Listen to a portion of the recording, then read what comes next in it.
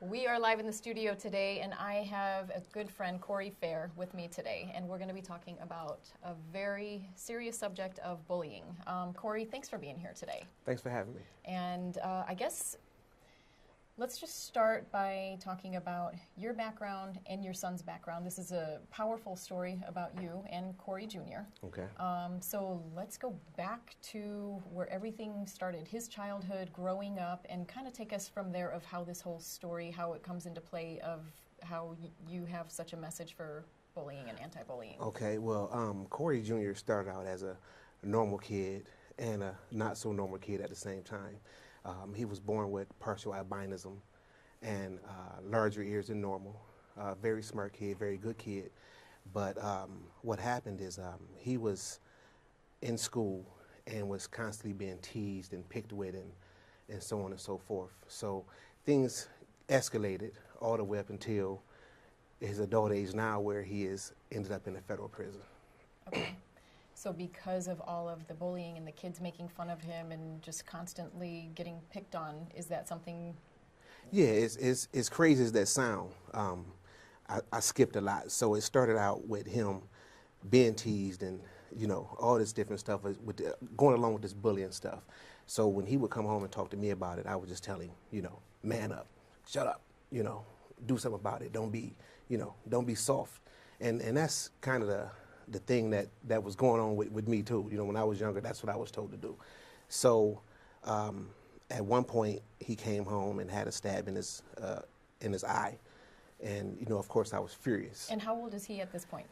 He was about 7, I'm a guesstimate about 7 or 8 years old. No, about 8 years old. 8 years old. So your 8-year-old son comes home from school and he's stabbed in the face. Stabbed with a pencil in the face. I'd be a little upset too. I was extremely upset. I almost wanted to go to school and fight, okay? Who wouldn't as right, a parent? Right, so instead what I did, because I knew not to do that, so my next option was to tell him to defend himself. And so that's what he did. He went to school and he did exactly as he was told, and it escalated from there. So I got all this information from the book this after he was incarcerated. He sent me the book. He told me, hey, Dad, I got something I want to send you, so he sent it to me. And it actually answered a whole lot of questions that I had. I mean, me, my friends, my family was just all like, man, what is going on with him? So when he sent the book and I read it, it answered like a million questions in one.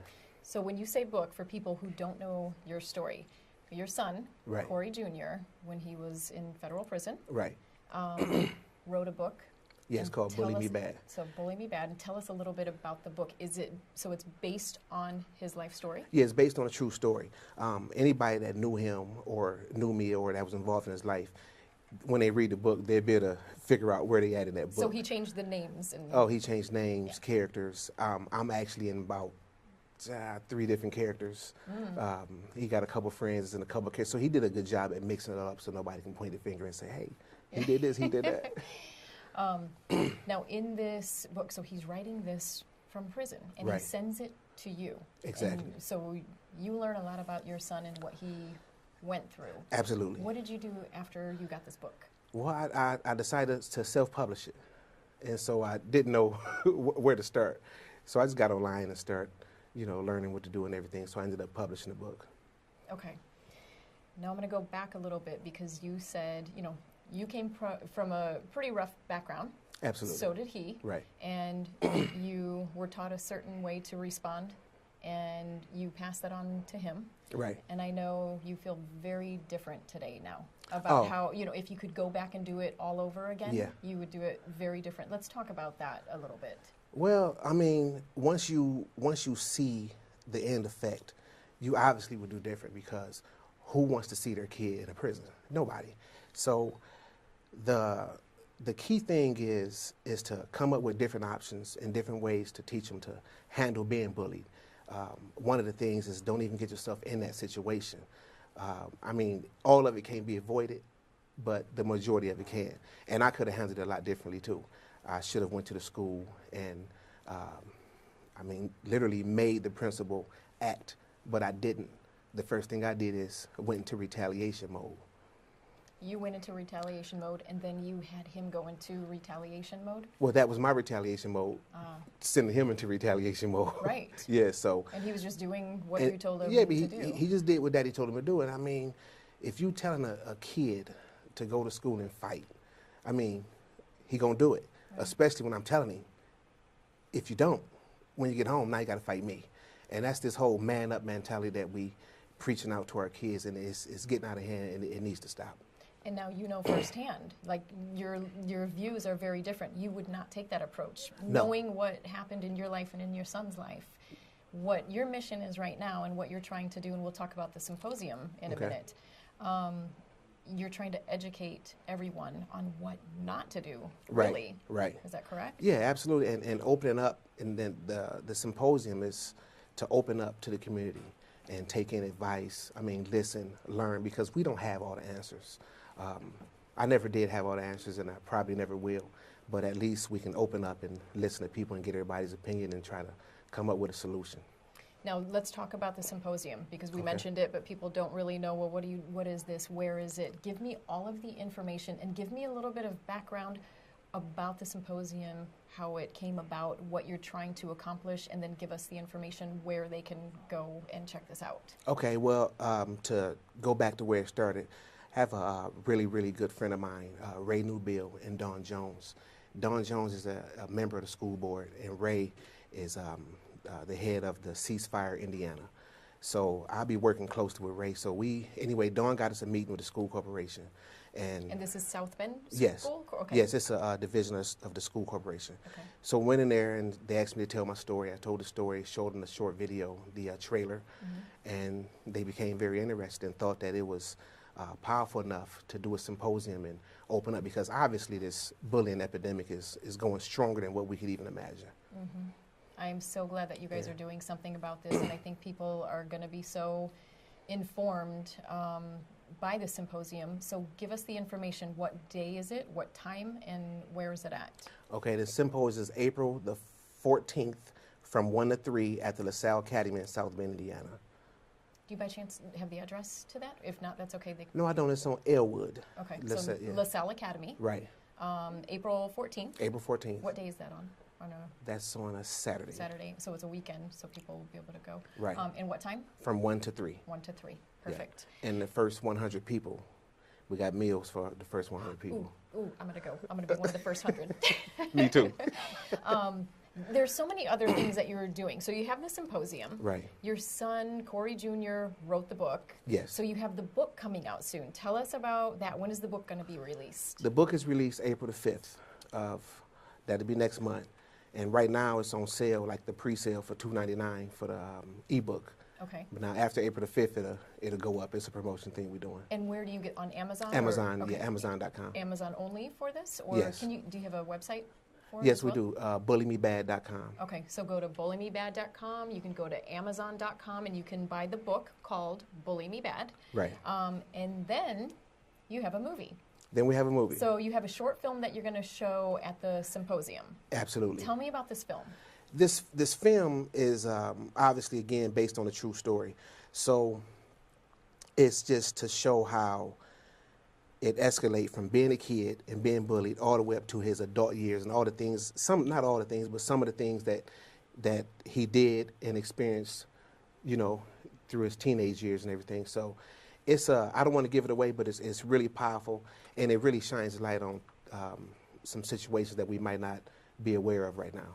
I think this film is so important right now. Yes, it is. And it's something that everybody needs to see. I saw the film. I was there during filming. I read the script. It's unbelievable.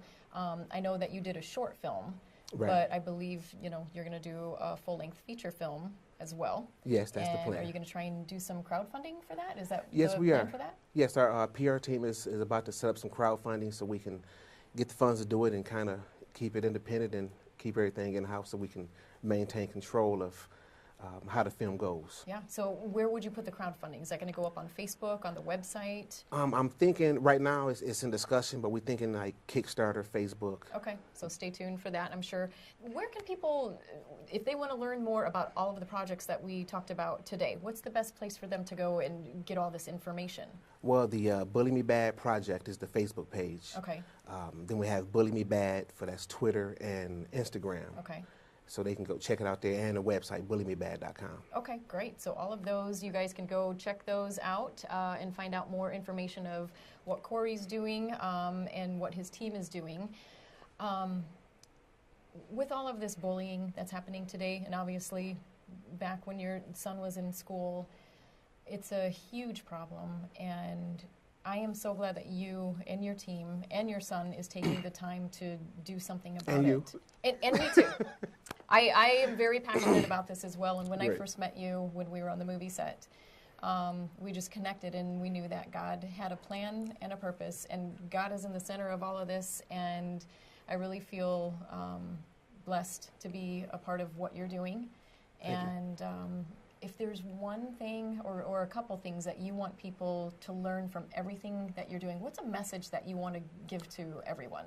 The message is, I guess the ultimate end message is love is the answer. I mean, it's like not to bring this up, but to bring it up. Like, just take the school shooting, for instance. Yeah. If we was to fix all these gun laws, or not, let me be careful how I use my words. Yeah. If we were to change the gun laws where no guns in the stores were available, I mean, that would just open up things in a different light. So, but to skip past that, if you took a school shooter and you put 100 guns in his face and you showed him all the love you could show him, would he use the guns? Probably not. Mm-hmm. So I think that we kind of get drifted in the wrong areas and trying to say, well, let's make the guns illegal, let's do this, let's do that. That's not going to really help the problem as much as we think it is. I don't think. Now, that's just what I think. That's my opinion.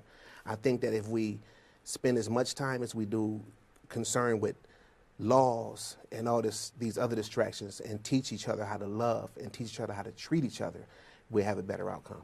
I agree with that. And, maybe we don't have the right answer or the wrong answer. And Right. I think what this is doing, though, it's opening everything up for discussion. And that's what's important. Maybe along the way, everybody creates the answer together. And you've got people that are going to disagree on all different kinds of things, but I do believe that if we had more love, that love is the answer. And if we had more compassion towards one another, your son, for example, Right. if those kids weren't so mean, Case in point. he's, coming. Yeah. What was it like for him to come home? I mean, I'm sure he was in tears. He was upset, and that's not good for anyone. And let's not put all the blame on them. If Daddy would have did his job the way he was supposed to, maybe this wouldn't have happened either. That's what I respect about you. Yeah. You have come a long way, and I know from our discussions that you are taking full responsibility for For my your role, action, right. for your role Right. in all of this. Mm-hmm. And you and your son both, I think the greatest message in all of this is that you know that you guys both did some things the wrong way. Right. But now you're going to try and flip things and teach everybody how to do it the right way because of what you both experienced. Right. And, people need to listen because you guys speak firsthand of what happened, how it affected your life, and now you're trying to teach others from your own experiences, what to do and what not to do. And I just really respect both of you for that. Thank you. Appreciate that. And I know I've had some letters back and forth with Corey Jr. Right. And I'll tell you, that kid is amazing, and I really believe that he's going to change some lives. When it's time for him to get out, he's got a powerful story, and he really does want to make a difference and help. Yes, he does. And you do too. Absolutely. So I can't wait to see the two of you team up together one day and Oh, help man. solve this problem. Yeah, I'm looking forward to it. Yep. I know you're proud of him, and I know he's proud of you too. Right. Oh, yeah.